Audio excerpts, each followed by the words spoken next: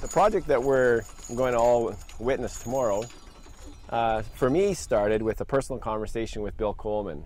He came to the park office, our visitor center, and introduced himself and sort of shared of his background and a little bit of a vision he had for doing something out here. As things developed, I started bringing in other staff when I realized, oh my goodness, this is something that's going to be a little outrageous, and I don't know of any similar event having taken place in a national park. We all have this much inner space. The scale of our imagination.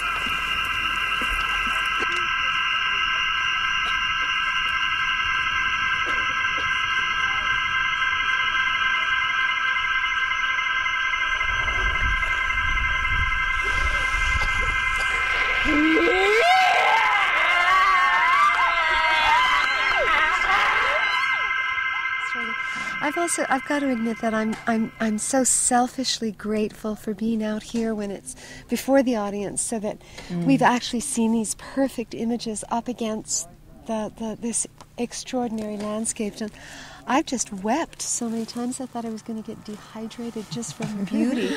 Yeah, the landscape dances you. You don't dance in it. It kind of dances you. It's extraordinary.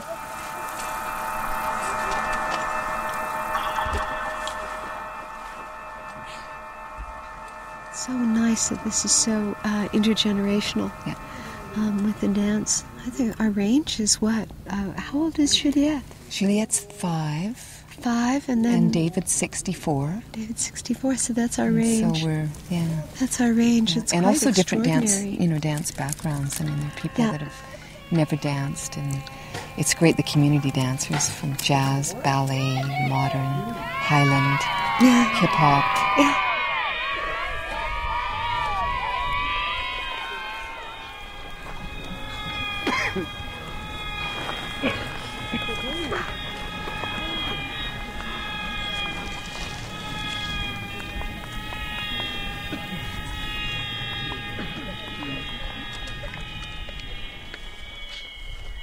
I was invited by choreographer Bill Coleman to do the music for his dance performance piece called GRASSLANDS.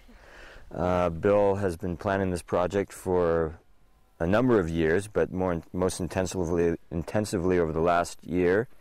And he invited me to compose music as well as do sound installations and more or less coordinate the music and sound for the production.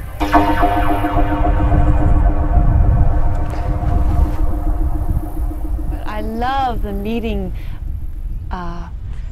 of backgrounds, the meeting of worlds, the meeting of a Montreal dancer with a 4-year-old ranching boy, and through that meeting is learning. I had one experience yesterday where this little guy was practice roping a dummy calf on the street, and this dancer wanting to learn how to do this, and he tried, and he realized it wasn't as easy as it looked.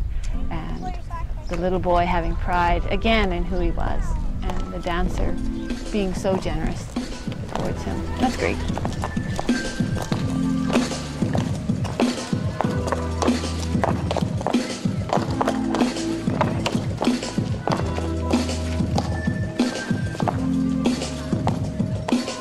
When the ideas first started being talked about, I knew something would happen, and I remember Karen Farge and I having a couple of conversations early on, because of course she was so hoping that something good would happen. And I said, Karen, it's at the very least it's going to be interesting, but it's going to be much more than that too.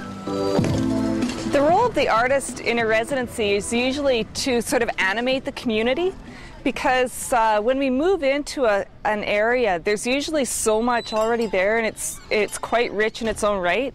And the artist comes in sort of with our own abilities and our own emphasis on certain things that intrigue us.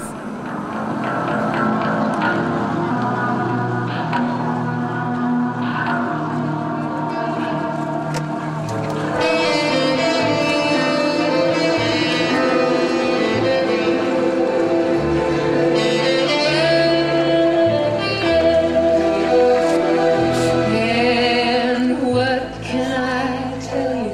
Oh, what can I you see the dancers come in and they're so nice, and they appreciate our culture, and I have tried to gain an understanding of what we're going through down here. It's all well worth it for me. Yeah. I wouldn't look back once and have any regrets. Like, there's been challenges along the way, but I think that builds a person's character and makes them into a better person for the next project that takes place in their community.